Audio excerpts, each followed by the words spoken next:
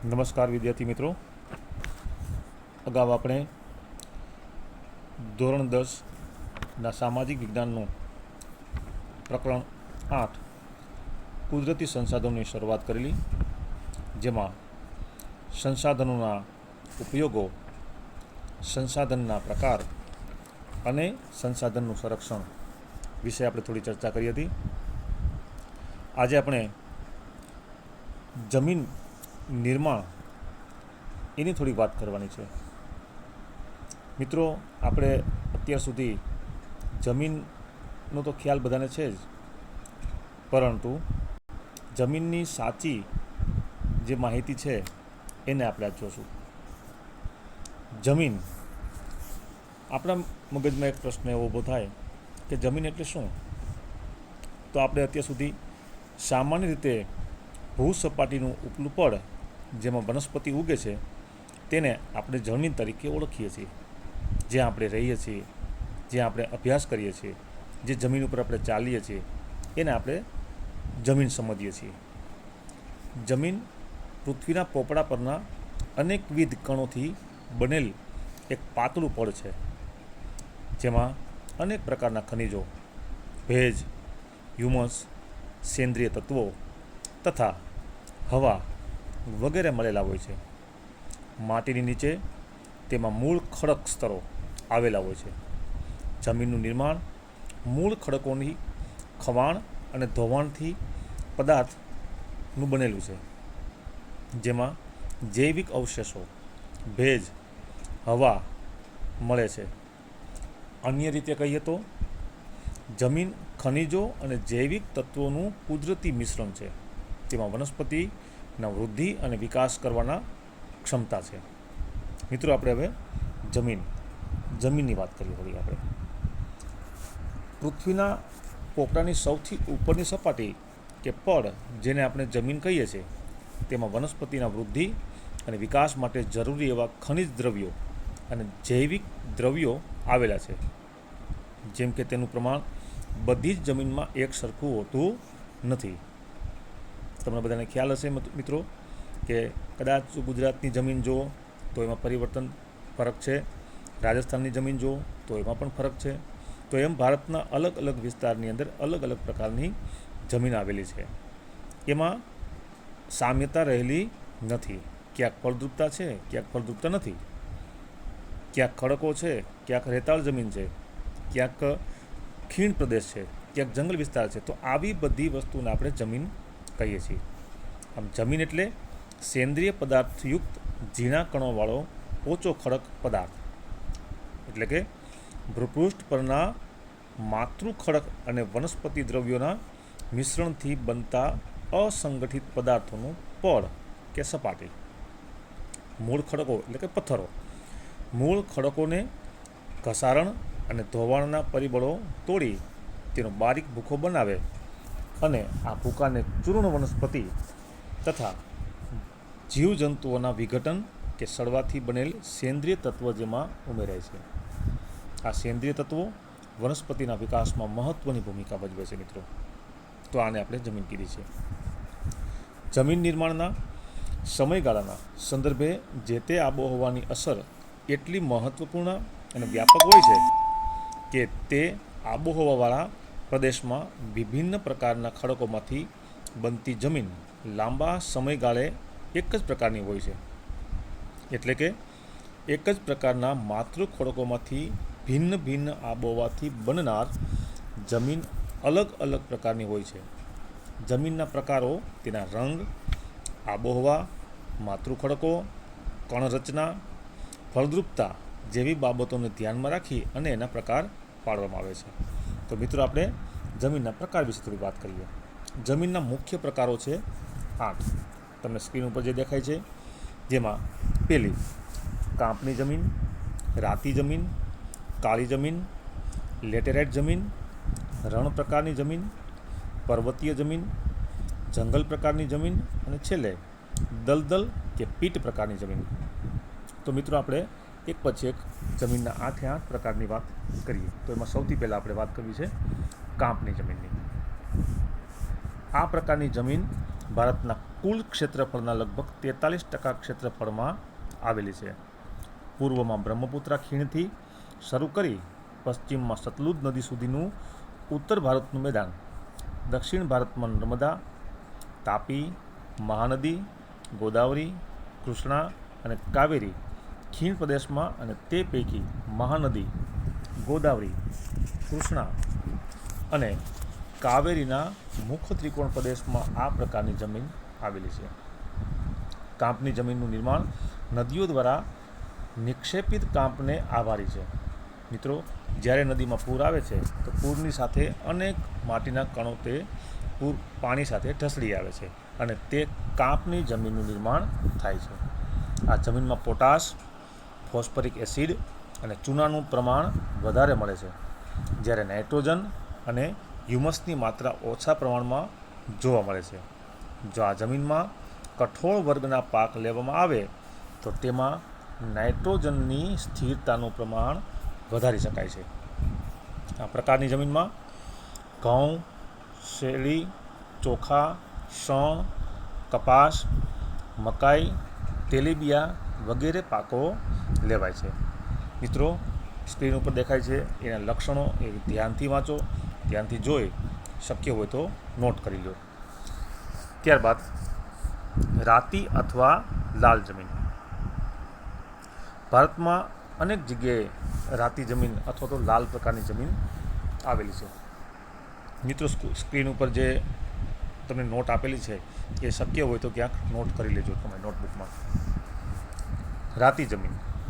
રાતી જમીન અથવા લાલ જમીન ધરાવતા કુલ ક્ષેત્રફળના લગભગ 19% ક્ષેત્રફળમાં આવેલી છે. દક્ષિણના દ્વીપકલ્પમાં તામિલનાડુથી માંડી ઉત્તર ભારતમાં બુંદેલખંડ સુધી અને પૂર્વમાં રાજમહેલની ટેકરીઓની પશ્ચિમમાં કચ્છ સુધી તે વિસ્તરેલી છે.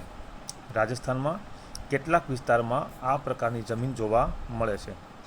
આ જમીનમાં ફેરિક ઓક્સાઇડની હાજરીને કારણે તેનો રંગ લાલ બને છે તથા તેની નીચે જતા પીળા રંગમાં ફેરવાય છે.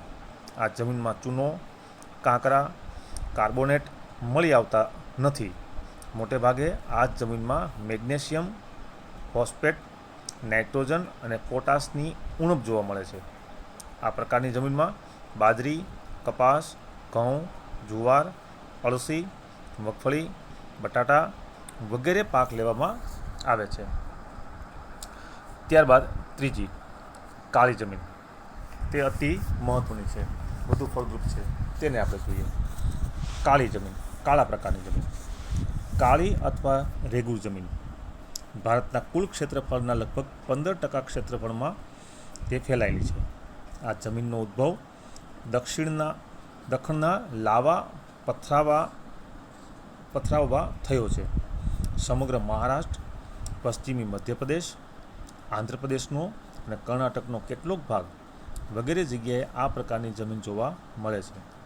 ગુજરાતમાં સુરત, ભરૂચ, નર્મદા, વડોદરા, તાપી, ડાંગ જિલ્લામાં આ જમીન જોવા મળે છે. આ જમીનના નિર્માણમાં લાવયક ખડકો અને આબોહવાની ભૂમિકા મુખ્ય છે. લોહ, ચૂનો, કેલ્શિયમ, પોટાશ, એલ્યુમિનિયમ અને મેગ્નેશિયમ કાર્બોનેટનું પ્રમાણ વધુ જોવા મળે છે. તેની ફળદ્રુપતા સારી ગણાય છે. આ જમીનમાં ભેજ સંગ્રહની શક્તિ વધારે છે. જ્યારે ભેજ સુકાઈ જાય ત્યારે તેમાં ફાટો એટલે કે તિરાડો પડી જાય છે. આ પ્રકારની જમીનમાં કપાસ, અળસી, સરસવ, મગફળી, તમાકુ, અડદ વગેરે જેવા કઠોળ પાકો પણ લેવાય છે. કપાસના પાકને વિશેષ અનુકૂળ હોવાથી આ જમીનને કપાસની જમીન તરીકે પણ ઓળખવામાં આવે છે. મિત્રો, ત્યારબાદ વાત કરી છે આપણે લેટેરાઇટ કે પડખાઉ જમીન. આ જમીનનું નામ લેટિન ભાષાના શબ્દ લેટર એટલે કે ઈંટ પરથી પડ્યું છે. તેનો લાલ રંગ લો ઓક્સાઇડને કારણે હોય છે. આ જમીન ભીની થાય ત્યારે માખણ જેવી મુલાયમ એટલે કે એક પેસ્ટ જેવી બની જાય છે અને સુકાય ત્યારે તે સખત એટલે કે કડક બને છે. સૂકી અને ભેજવાળી આબોહવાના પરિવર્તનથી અને સિલિકામય પદાર્થોના નિવારણથી તેનું નિર્માણ થયેલું છે. ભારતીય દ્વીપકલ્પીય ઉચ્ચ પ્રદેશના ઊંચાણવાળા ભાગોમાં વિકસિત થયેલી જોવા મળે છે. આ પ્રકારની જમીનોમાં મુખ્યત્વે લોહતત્વ, પોટાશ, એલ્યુમિનિયમનું પ્રમાણ વધારે જોવા મળે છે. આ જમીન ઓછી ફળદ્રુપ હોય છે, પણ તેમાં ખાતરો નાખીને કપાસ, ડાંગર, રાગી, શેરડી, ચા, કોફી, કાજુ વગેરેના પાક લેવાય છે. આ જમીનને પડખાઉ જમીન તરીકે પણ ઓળખવામાં આવે છે. ત્યારબાદ વાત કરીશું આપણે રણ પ્રકારની જમીન. આ જમીન સૂકી અને અર્ધ સૂકી આબોહવાવાળી પરિસ્થિતિમાં જોવા મળે છે. આ જમીન રેતાળ અને ઓછી ફળદ્રુપ હોય છે. તેમાં દ્રાવ્ય ક્ષારોનું પ્રમાણ વધારે છે. આ પ્રકારની જમીન રાજસ્થાન, હરિયાણા, દક્ષિણ પંજાબના કેટલાક વિસ્તારોમાં જોવા મળે છે. ગુજરાતમાં આ પ્રકારની જમીન કચ્છ, ઉત્તર ગુજરાત અને સૌરાષ્ટ્રના કેટલાક વિસ્તારોમાં આવેલી છે. સિંચાઈની સુવિધાઓથી તેમાં બાજરી, જુવારનો પાક લઈ શકાય છે. ત્યારબાદ પર્વતીય જમીન કોને કેવી તે જોઈએ. આ જમીન હિમાલયની ખીણો, ઢોળાવવાળા ક્ષેત્રોમાં 2700 મીટરથી 3000 મીટરની ઊંચાઈ સુધી આવેલી છે. તેનું સ્થળ પાતળું અને અપરિપક્વ હોય છે. અસમ, દાર્જિલિંગ, ઉત્તરાખંડ, હિમાચલ પ્રદેશ અને કાશ્મીરમાં આવેલી છે. હિમાલયના સામાન્ય ઊંચાઈના ભાગોમાં દેવદાર, ચીડ અને પાઇનના વૃક્ષમાં વિસ્તારમાં આ પ્રકારની જમીન જોવા મળે છે. ત્યારબાદ જંગલ પ્રકારની જમીન. જંગલ પ્રકારની જમીન. આ પ્રકારની જમીન હિમાલયના શંકુદ્રમ જંગલોમાં 3000 મીટરથી 3100 મીટરની ઊંચાઈ વચ્ચે આવેલ છે તથા સહ્યાદ્રી, પૂર્વઘાટ અને મધ્ય હિમાલયમાં તરાઈ ક્ષેત્રોમાં આવેલી છે. વૃક્ષોના ખરેલા પાંદડાથી ભૂસપાટી ઢંકાયેલી હોય છે અને તે પાંદડા સડવાથી સેન્દ્રિય દ્રવ્યોનું પ્રમાણ વધવાથી જમીનનો ઉપરનો ભાગ કાળો બની જાય છે, જે જમીન તળમાં નીચેની તરફ જતાં ભૂરા કે લાલ રંગમાં ફેરવાય છે.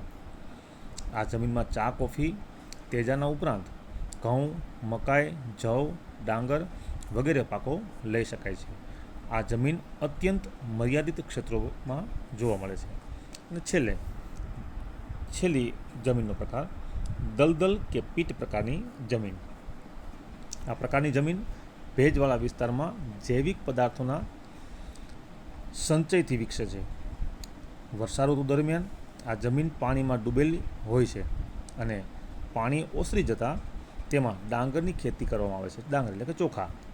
આ જમીનમાં જૈવિક પદાર્થો અને ક્ષારોની બહુલતા તથા ફોસ્ફેટ અને પોટાશની અલ્પતા જોવા મળે છે. આવી જમીન ઓડિશા, પશ્ચિમ બંગાળ, તમિલનાડુના કિનારાના ભાગોમાં, ઉત્તર બિહારનો મધ્ય ભાગ અને ઉત્તરાખંડના અલમોડા જિલ્લામાં જોવા મળે છે. આ જમીનનું ક્ષેત્ર અત્યંત મર્યાદિત વ્યાપ ધરાવે છે. તો મિત્રો, આપણે આ જમીનની 8 પ્રકારની આજે ચર્ચા કરી. હવે આવતા મુદ્દાની આપણે ચર્ચા આના પછીના વિડીયોમાં કરશું.